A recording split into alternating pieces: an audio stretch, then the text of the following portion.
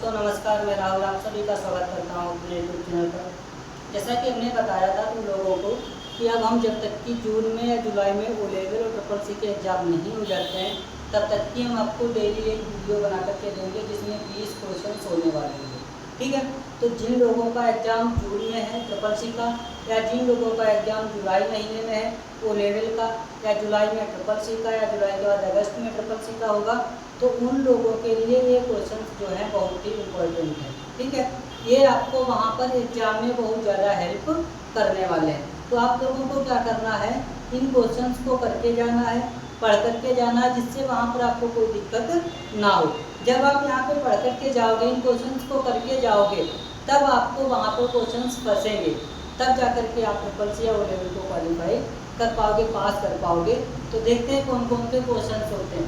हमने यहाँ पर लिख करके भी रखा है पहले से, कब का हमने बना कर रखा है शेड्यूल, कि जिन लोगों का जून में एग्जाम होगा उनके लिए, और ओ लेवल के एग्जाम जो है जुलाई में होंगे। जो पहला पेपर होता है आईटी टूल्स का, काय का पेपर होता है आईटी टूल्स में, ये क्वेश्चन आपको हेल्प करने वाले हैं। जो फर्स्ट पेपर होता है ओ लेवल में, उसमें ये क्वेश्चन बहुत ज़्यादा हेल्प करने वाले हैं।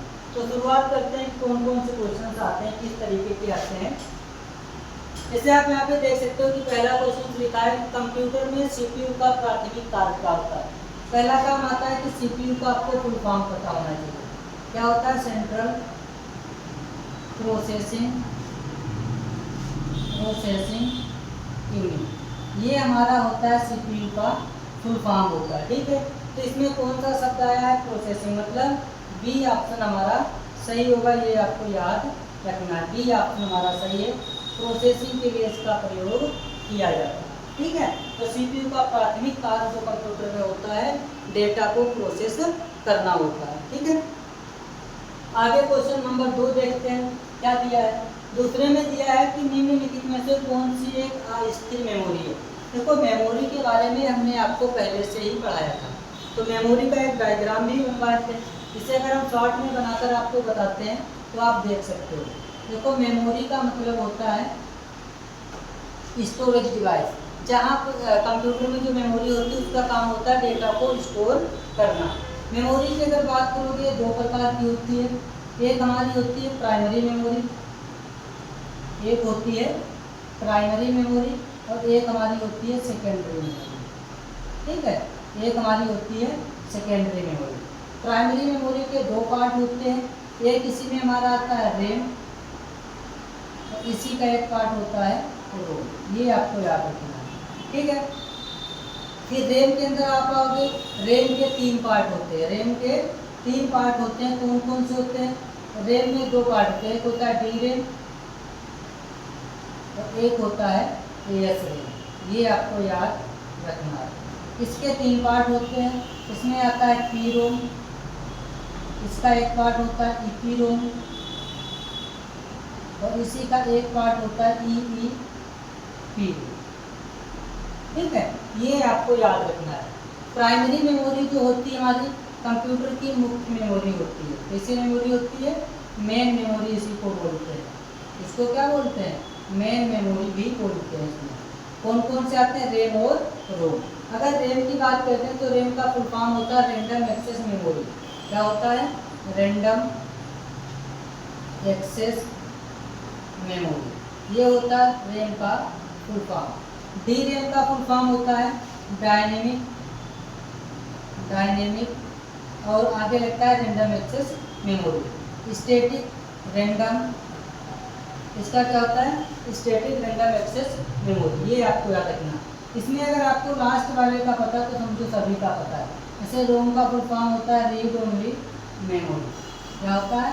रीड ओनली मेमोरी होता है। इसी में अगर हम ईपी रोम का बताते हैं तो इसका होता है इलेक्ट्रॉनिक इरेजेबल। क्या होता है? इरेजेबल। उसके बाद प्रोग्रामेबल,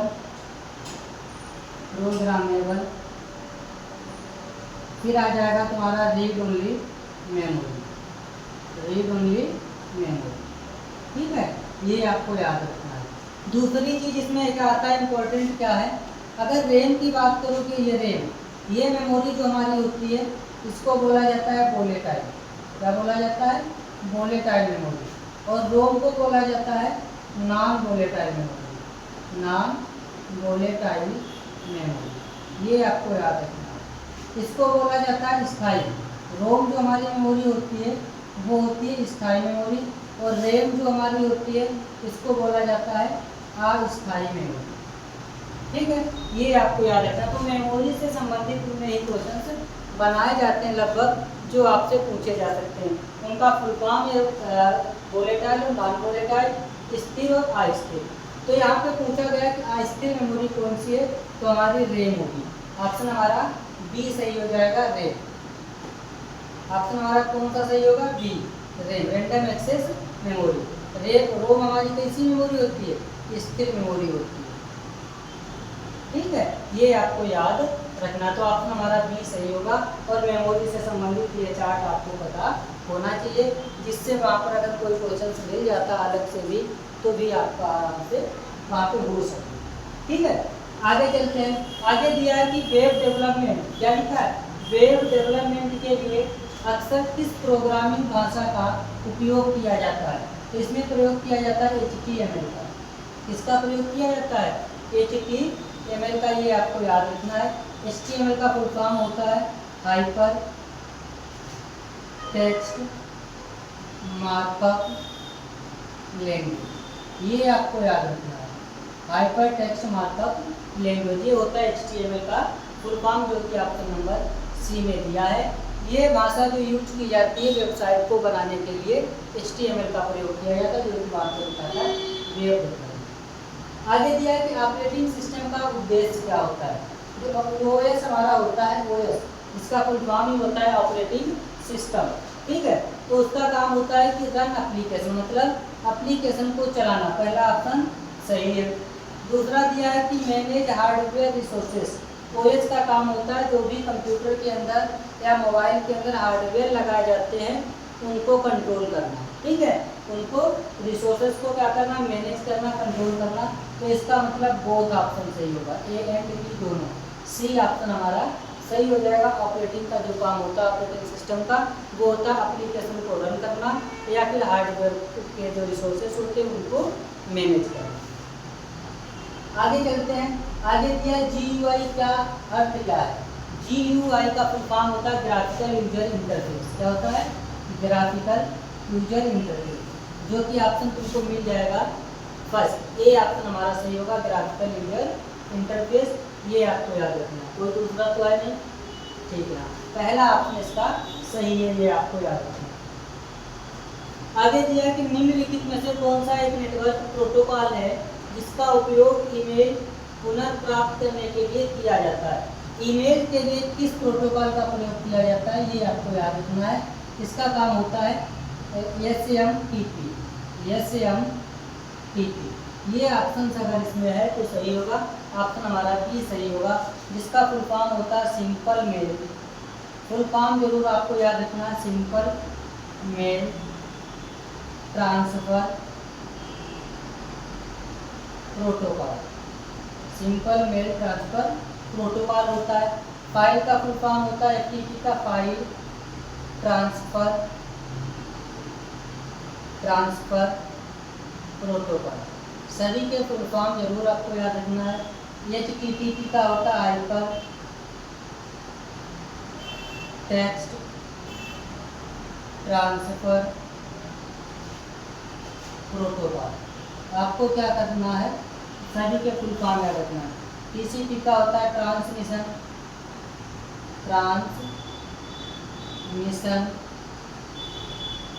कंट्रोल प्रोटोकॉल। ठीक है, तो ये आपको प्रोटोकॉल तो ये आपको फुल फॉर्म पता होना चाहिए।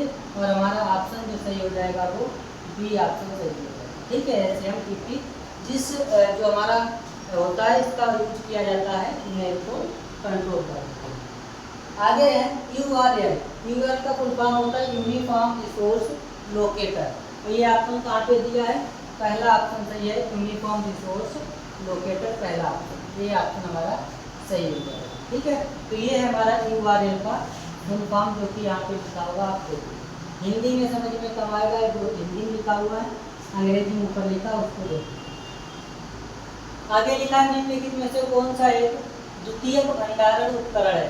जैसे अभी हमने आपको बताया था जो मेमोरी हमारी होती है वो कितने प्रकार की होती है, दो, प्राइमरी और सेकेंडरी। सेकेंडरी मेमोरी में हमारी आती है HD, CD, SSD, ठीक है, और PD, मेमोरी कार्ड। ठीक इस तरीके की जो मेमोरी हमारी होती है वो सेकेंडरी मेमोरी में आती है। इसमें आप देखोगे हार्ड डिस्क ड्राइव लिखा है, जिसका हमने क्या लिखा था HDD, हार्ड डिस्क ड्राइव, पहला ऑप्शन हमारा सही हो जाएगा। रैम का फुल फॉर्म होता है random access memory, random access memory होता है। फुल फॉर्म जरूर याद रखना है, किसी न किसी का पूछा जाएगा। CPU का होता है सेंट्रल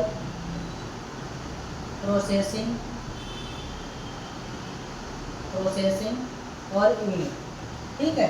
तो ये फुल फॉर्म जरूर याद रखना, ऑप्शन हमारा सही हो जाएगा बी। ये सेकेंडरी मेमोरी होती है जिसमें हम डेटा को स्टोर कर सेव करके स्टोर कर सकते हैं। मतलब पेन ड्राइव वगैरह में अगर तुमने डेटा रख लिया है तो वो डेटा तुम्हारे लिए क्या हो जाएगा, हमेशा के लिए स्थायी हो जाएगा। सेकेंडरी मेमोरी भी हमारी स्थायी मेमोरी में आती है। बाइनरी सिस्टम का आधार क्या होता है? बाइनरी की अगर हम बात करते हैं तो बाइनरी में हमारा आधार जो है वो 2 होता है। बाइनरी का आधार 2 होता है, इसमें 0 और 1 2 अंक होते हैं। इसमें का आंसर हमारा हो जाएगा ये 2। 16 की अगर बात करोगे 16 हमारे होते हैं हेक्साडेसिमल में। 16 हमारे किसमें होते हैं? हेक्साडेसिमल में, जो कि 0 से 9 और A से F तक अंक होते हैं। इनको काउंट करोगे तो 16 हो जाते हैं। 8 की अगर बात करोगे तो ये ऑक्टल में होते हैं, जो कि नंबर हमारे आते हैं 0 से 7। तो ये 3 प्रकार के हमारे नंबर होते हैं जिनको बाइनरी, ऑक्टल या फिर हेक्साडेसिमल बोला जाता है। सभी का बेस पता होना चाहिए। ये बेस होता है हेक्साडेसिमल का, ये ऑक्टल का, और ये ऑप्शन हमारा ये सही हो जाएगा। बाइनरी का जो बेस होता है वो 2 होता है। बाइनरी का मतलब जैसे अगर कोई नंबर लिखा है, हमने नंबर लिख दिया 9, इसको बाइनरी में अगर तुम्हें चेंज करना है तो ये 2 से ही हमें क्या करना, डिवाइड करना। कितनी बार जाएगा? 2 चक्कू 8, कितना बचा है 1, फिर 2 से 2 दूना 4, कितना बचा 0, फिर 2 से 2 1 का 2, कितना बचा 0। नीचे से ऊपर की ओर बाइनरी लिखा जाता है, तो 9 की जो बाइनरी होगी 100, इसी को बोला जाता है बाइनरी नंबर, ठीक है। तो इस तरीके से बाइनरी को हम निकाल सकते हैं। आगे दिया है कि इनपुट डिवाइस के संदर्भ में OCR का अर्थ क्या है? OCR का फुल फॉर्म पूछा गया, जो कि होता है ऑप्टिकल कैरेक्टर रिकॉग्निशन। पहला ऑप्शन हमारा सही हो जाएगा, जो कि OCR जो है वो हमारी होती है इनपुट डिवाइस। कैसी डिवाइस होती है? इनपुट डिवाइस होती है, जो डेटा को कंप्यूटर के अंदर भेजने में हेल्प करती है, ठीक है। आगे चलते हैं। आगे दिया है what does IoT stand for, मतलब IoT का फुल फॉर्म क्या है? IoT का फुल फॉर्म होता है internet of things, internet of things. ये ऑप्शन अगर है तो सही हो जाएगा। कौन सा ऑप्शन हो जाएगा? बी ऑप्शन हमारा सही है, इंटरनेट ऑफ थिंग्स होता है IoT का फुल फॉर्म। आगे दिया है कि प्रोग्रामिंग में कंपाइलर का उद्देश्य क्या होता है? जो प्रोग्रामिंग करते हैं उसमें कंपाइलर का काम होता है, मतलब कंपाइलर के बारे में पूछा गया है। कंपाइलर का काम होता है, ये हमारा ट्रांसलेटर होता है, जो क्या ट्रांसलेट करता है? Translate code to machine language, मतलब जो डेटा होता है उसको मशीन लैंग्वेज में चेंज करता है। कौन? कंपाइलर। इंटरप्रेटर हो, कंपाइलर हो, ठीक है, ये सब हमारे ट्रांसलेटर होते हैं, जो एक भाषा से दूसरे में चेंज करते हैं। आगे दिया है URL, यूनिफॉर्म रिसोर्स लोकेटर। ये रिपीट हो गया क्वेश्चन, जो कि अभी थोड़ी देर पहले आपको बताया था, ठीक है। तो URL का फुल फॉर्म होता है यूनिफॉर्म रिसोर्स लोकेटर। आगे दिया है कि निम्नलिखित में से कौन सी है उच्च स्तरीय, मतलब हाई लेवल, क्या पूछा गया है? हाई लेवल प्रोग्रामिंग लैंग्वेज के बारे में पूछा गया। तो इनमें से जो है वो है पाइथन। कौन सी है? पाइथन है, जो यहाँ पे लिखा है सी ऑप्शन हमारा सही हो जाएगा। पाइथन हमारी होती है high level language. High level मानिए कभी बार पूछा जाता है HCL का फुल फॉर्म, तो इसी का होता है हाई लेवल लैंग्वेज, प्रोग्राम के बीच में लिखा है, ठीक है। तो हाई लेवल लैंग्वेज होता है इसका। आगे दिया ऑडियो कंप्रेशन के लिए आमतौर पर किस फाइल का प्रारूप उपयोग किया जाता है। मतलब जो ऑडियो की हमारी फाइलें होती हैं, ऑडियो के लिए कौन सा एक्सटेंशन ये होता है, आपको पता होना चाहिए MP3 होता है। जो हम लोग गाना सुनते हैं ना वो MP3 में होते हैं ऑडियो वाले में, ठीक है। आगे भी दी जाए JPG हमारा इमेज के लिए होता है, क्या के लिए होता है, इमेज के लिए, जो कि इसका फुल फॉर्म होता है ज्वाइंट फोटो ग्राफिक्स, ठीक है, ज्वाइंट फोटोग्राफिक्स। एक और इसी में होता है JPEG, इसका होता है joint photo graphics expert group. तो ये आपको फुल फॉर्म याद रखना है, ठीक है। GIF का फुल फॉर्म अच्छा बता दो क्या होता है, GIF का फुल फॉर्म बता दो। ग्राफिकल इंटरचेंज क्या होता है, इंटरचेंज फॉर्मेट, ग्राफिकल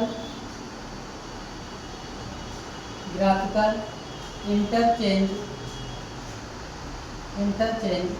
फॉर्मेट, सभी का फुल फॉर्म आपको याद रखना है, ठीक है। आगे चलते हैं PDF का फुल फॉर्म होता है पोर्टेबल, क्या होता है, portable document format, portable document format. तो ये फुल फॉर्म आपको याद रखना है। और MP3 के लिए यूज किया जाता है, ऑडियो के लिए MP3 यूज किया जाता है, ये आपको याद रखना है। आगे चलते हैं दिया कि निम्नलिखित में से कौन आउटपुट डिवाइस का उदाहरण है। आपको पता है कि डिवाइस जो हमारी होती है कंप्यूटर में दो प्रकार की होती है, एक तो इनपुट और एक आउटपुट। डिवाइस की बात करोगे तो कौन सी डिवाइस है हमारी, एक होती है इनपुट डिवाइस और एक होती है आउटपुट डिवाइस, ठीक है। इनका काम होता है डेटा को कंप्यूटर के अंदर भेजना, इनका काम होता है रिजल्ट दिखाना। जो भी डेटा कंप्यूटर के अंदर हम लोग भेजते हैं उसको रिजल्ट के रूप में दिखाना आउटपुट डिवाइस का काम होता है। इसमें हमारी आउटपुट डिवाइस आती है जैसे मॉनिटर, क्या होता है, मॉनिटर। इसमें हमारा आ जाता है प्लॉटर, इसमें आता है प्रिंटर, इसी में आता है स्पीकर, ठीक है। तो इस तरीके की जो डिवाइस हमारी होती है वो होती है आउटपुट। इसमें अगर हम बात करते हैं इनपुट में हमारी आ जाती है जैसे कीबोर्ड, ठीक है, keyboard, mouse, OCR, VCR, MICR, ठीक है। उसके बाद में आती है touch screen, microphone, track ball, इसी में आता है हमारा जॉयस्टिक। इस तरीके की जो डिवाइसेस होती हैं वो हमारी इनपुट डिवाइस। बायोमेट्रिक,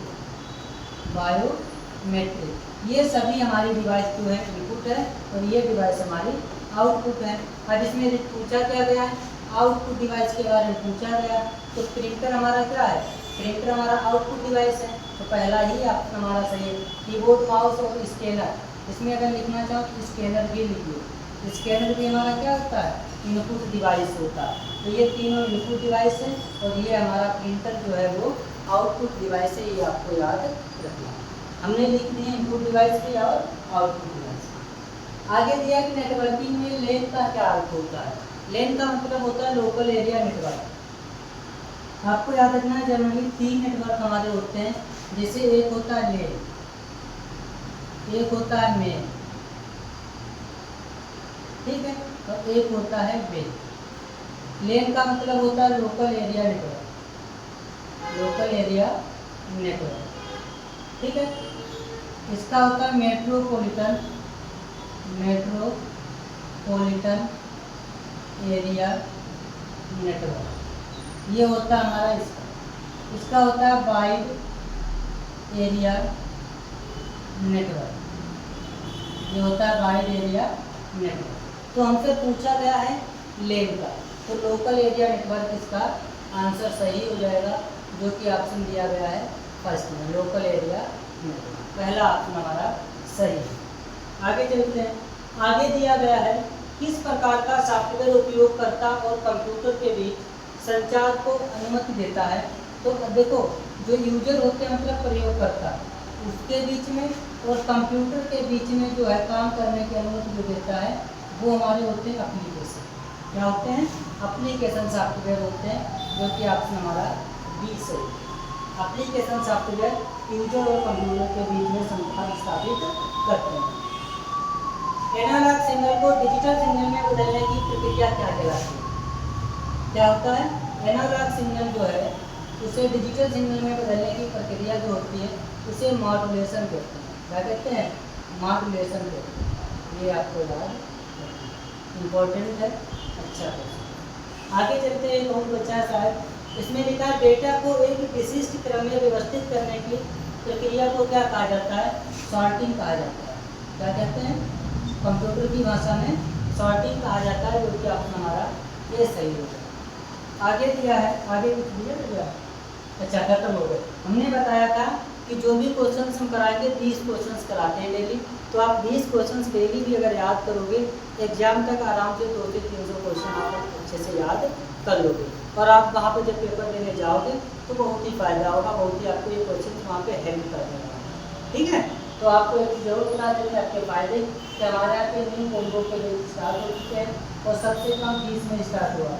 इससे कम फीस हमें लगता है पूरी इंडिया कहीं पर भी नहीं होगी।